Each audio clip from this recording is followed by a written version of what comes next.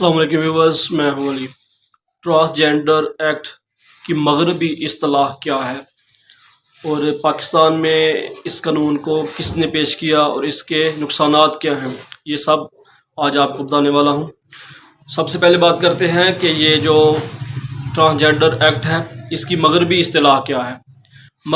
مغربی اصطلاح میں اس کو LGBT یعنی کہ لسبین، گائے، بائے سیکسوئلی، یعنی کہ یہ جو ایکٹ ہے اس کو مغرب میں بھی ایک سیکس گروپ کے طور پر پیش کیا جاتا ہے، یعنی کہ یہ جو ایکٹ ہے یہ مغرب میں بھی منفی اثرات کے طور پر پیش کیا جاتا ہے۔ ٹرانسجینڈر ایکٹ میں بیسیکلی مسٹیک یہ ہے کہ ٹرانسجینڈر ایکٹ میں جنس کی تعین یا جنس کی تبدیلی کا اختیار فرد واحد کو دے دیا گیا، اور اس اختیار میں خواجہ سرا کی قید بھی نہیں، یعنی کہ کوئی بھی مرد نادرا کو درخواست دے کر اپنی جنس تبدیل کرا سکتا ہے، اور کوئی بھی عورت مرد بن کر اپنا نادرا کارڈ بنوا سکتی ہے۔ اس کے ساتھ ساتھ ٹرانسجینڈر ایکٹ کے تحت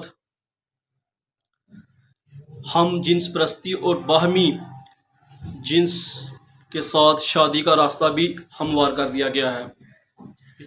اب کوئی بھی مرد اپنے شناختی کارڈ میں اپنی جنس عورت ڈکلیئر کر کے کسی بھی مرد کے ساتھ، ایک مرد ہی دوسرے مرد کے ساتھ شادی کر سکتا ہے، ٹھیک ہے، اور اس پر کوئی قانونی گرفت بھی نہیں ہوگی، کیونکہ ٹرانسجینڈر ایکٹ میں یہ شک جو ہے یہ موجود ہے۔ اور یہ محض خدشات ہی نہیں بلکہ یہ بل 2018 میں شیریں مزاری نے پیش کیا تھا، اور 2018 سے آج تک 3 سال کے اندر نادرا کو تقریباً جنس تبدیل کرنے کی 29,000 درخواستیں موصول ہوئیں۔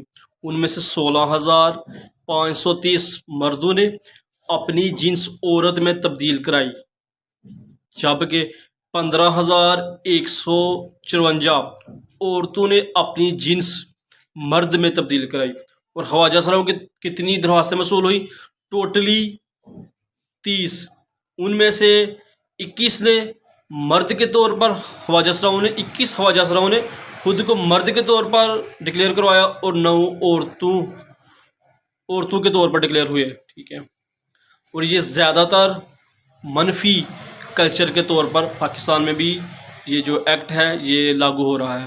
تو ہم حکومت پاکستان سے یہ درخواست کرتے ہیں کہ اس ایکٹ کو باقی رکھا جائے، خواجہ سراؤں کو ان کے حقوق دیے جائیں، لیکن یہ جو فرد واحد کے ہاتھ میں سارے اختیارات دے دیے گئے ہیں کہ ان کا میڈیکل چیک اپ بھی نہیں ہوگا، ان کو ختم کیا جائے، اور یہ جو پاکستان میں بوڑھا کلچر ایک بیڈ امپریشن پڑ رہا ہے اس کو ختم کیا جائے۔